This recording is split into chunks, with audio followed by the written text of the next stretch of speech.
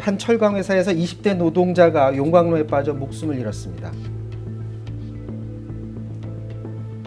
서울의 한 지하철역에서는 스크린도어를 수리하던 19살 김군이 열차에 치여 숨졌습니다. 이들처럼 일터에서 목숨을 잃는 노동자가 한 해 평균 2,000명에 달합니다. 뿐만 아니라 기업 과실로 인한 죽음도 적지 않았습니다. 최소 수천 명의 피해자를 낳은 가습기 살균제 참사가 10여 년 만에 세상에 드러났고 2014년 봄 학생들과 승객 304명의 목숨을 앗아간 세월호 참사는 온 국민을 충격에 빠뜨렸습니다. 이 같은 각종 참사를 막기 위해서 발의된 법안이 노회찬 전 의원의 중대재해기업 처벌법입니다. 세월호 참사 3주기 이제 우리에게도 재해를 일으킨 기업을 제대로 처벌하는 법률이 필요합니다. 제가 이번에 대표 발의하는 재해에 대한 기업 및 정부 책임자 처벌을 위한 특별법안 약칭 중대재해기업처벌법은 사업주와 경영자에게 두 가지 의무를 부과합니다. 이낙연 민주당 대표는 취임 초에 중대재해기업처벌법의 필요성을 강조했습니다. 해마다 2천여 명의 노동자들이 산업 현장에서 희생됐습니다. 그런 불행을 이제는 막아야 합니다. 생명안전기본법, 중대재해기업처벌법 제정이 그 시작입니다. 하지만 민주당 일각에서 기존 산업안전보건법 개정안을 들고 나오면서 관련 논의는 답보 상태를 보였는데요. 중대재해기업처벌법 그 취지를 살리는 대원칙을 지키면서 다른 관련법과 병합 심의가 될 겁니다. 어차피. 민주당의 무한 태도의 비판이 일자 오늘 이낙연 대표가 침묵을 깨고 중대재해법 처리에 대한 의지를 다시 한번 드러냈습니다.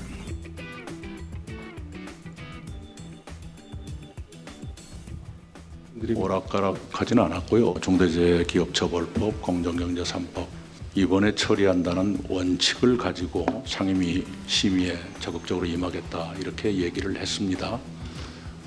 그 원칙에 지금도 변함이 없습니다. 중대재해기업처벌법은 하나의 법안만 나와 있는 것이 아닙니다. 의견이 다른 또는 쟁점이 포함된 몇 개의 법안이 나와 있지요. 그러면 당연히 그것과의 상충 여부라든가 법체계의 정합성을 따지는 건 당연한 일입니다. 자, 그동안 이거 중대재해처벌법 관련해서 제대로 된 당론을 확실하게 못 정한 게 밖에 자꾸 눈치 봐서 그러는 것 아니냐 이런 비판의 목소리도 있거든요. 동의하십니까? 저는 별로 밖에 눈치를 본다라고 생각하지는 않고요. 네. 아까 말씀을 드렸지만 사실은 저희가 중대재해기업처벌법 입법 발의된 거는 얼마 안 됐습니다.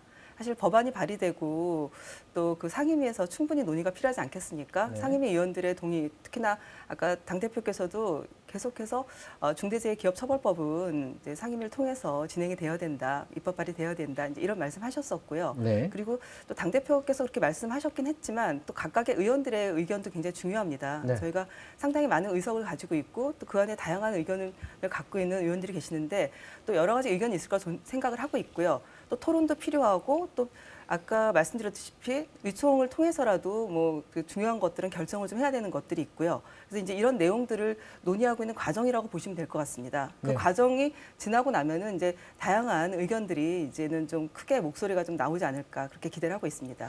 지금 민주당에서 이낙연 대표는 저렇게 얘기했지만 지금 산업안전법 개정안 오늘 발의가 됐더라고요. 어제가 아니라 보니까 오늘 발의가 됐던데 그 내용을 잠깐 보면은 대표이사가 중대재해방지책 세우도록 했고 어길 경우 과태료 최대 1,000만 원, 사망사고 발생했을 경우 벌금 하한액 신설하고 이런 내용들이 있습니다. 그런데 이 산안법에는 봤더니 기업주 처벌법 앞서 발의하신 그 기업주 처벌법이 없잖아요.